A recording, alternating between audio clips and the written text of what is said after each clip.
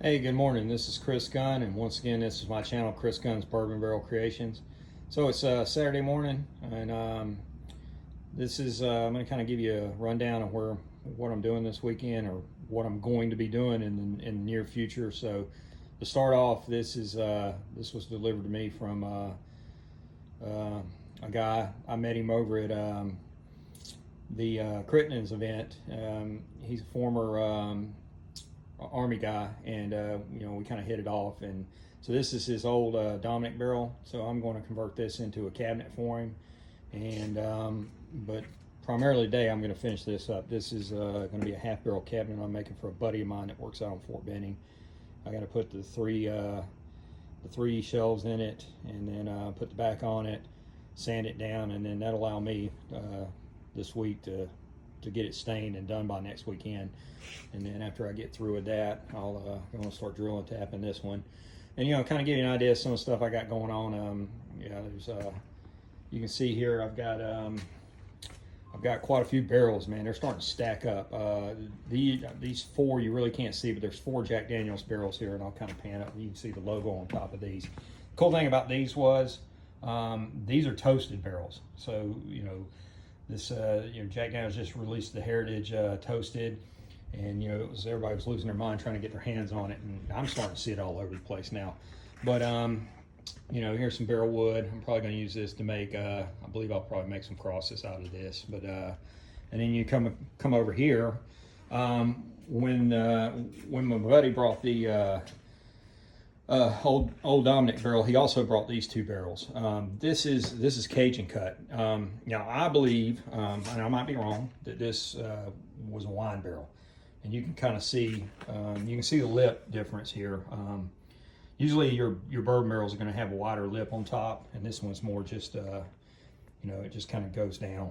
But this is kind of cool. It's Cajun cut. I believe it had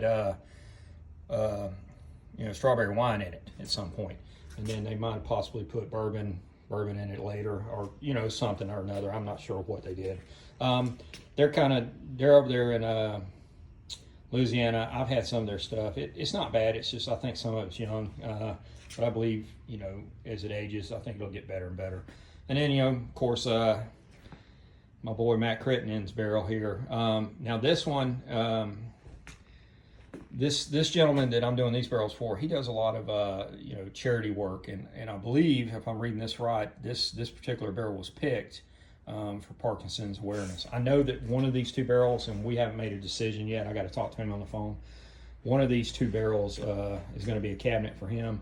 Another one I'm doing, and he's going to they're going to auction it off for a St. Jude's project, which I think is kind of cool. I always like helping out where I can. I did one for the local hospice here in Columbus, which I took a lot of joy in that.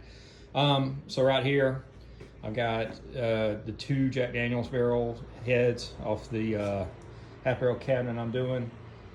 I'll cut one in half. That'll be the top for the half barrel cabinet, and then I'm not sure what I'm going to do with the other one. I've also got 2 13th Colony barrel heads over there, which I'm probably going to do matching end tables with those. And then last I've got over here, I got 2 more barrels. You never have enough barrels though. You just run out of space really. So I got a buddy of mine that lives here in Columbus. He's a firefighter, but he also has a charity organization where he raises money for a firefighter, various things. I know he raised some money last year, and I believe he went out and bought them Blackstone grills for all the local fire stations here in the Columbus area. But this one was a barrel pick he did of good times, and man, I'm gonna tell you what, the more I look at this barrel has got some serious character. And he told me when we loaded it up yesterday, do you think you can do something with it? And I can definitely do something with this barrel. I'm really excited about what this barrel is going to look like. And then this one over here, I'm trying to remember what was. Oh, this was a Nulu. It was a double oak tweeter that he did. I just wanted to kind of kicking myself for not getting that bottle when he had it, because I've tried it since then, and man, it was really, really good. But one of these will be for his charity organization, and then the other one, I think I'm gonna do a cabinet for him. And I got to re-talk to him. We were having some pours at his house yesterday, and yeah, we talked about a lot of stuff. So I gotta reconvene with him to see exactly what the plan is. But you know, I got some barrel staves over there. Those will probably be the legs for the end tables I build, and then I got some wood right there. I mean, that's the thing about it, man. This wood, you know, when you build stuff, you've always got something left over, and it's really, what can you do with that wood? And that wood over there, I'm going to use that. I got plans. I want to build an Adirondack chair, so it's just I got to get around to that. And then that garbage bag over there that looks like a trash, which you know, it is a trash bag, but it's actually got barrel char and wood shavings from where I made Glen Cairns.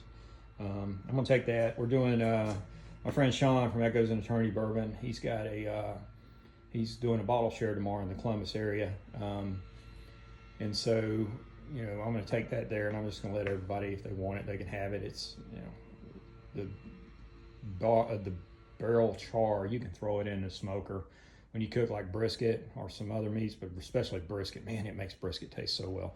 And then, you know, I got some other stuff. It's like it's starting to really pile up in here. Down here, I got a bunch of Glen Cairns I made, and then yeah, that's kind of the you know, the kind of gist of what I got here in the garage. So, but anyway, yeah, you know, thanks for listening as I kind of ramble on, and I'm going to stop it here, and I'm going to get to work and see you at the next one.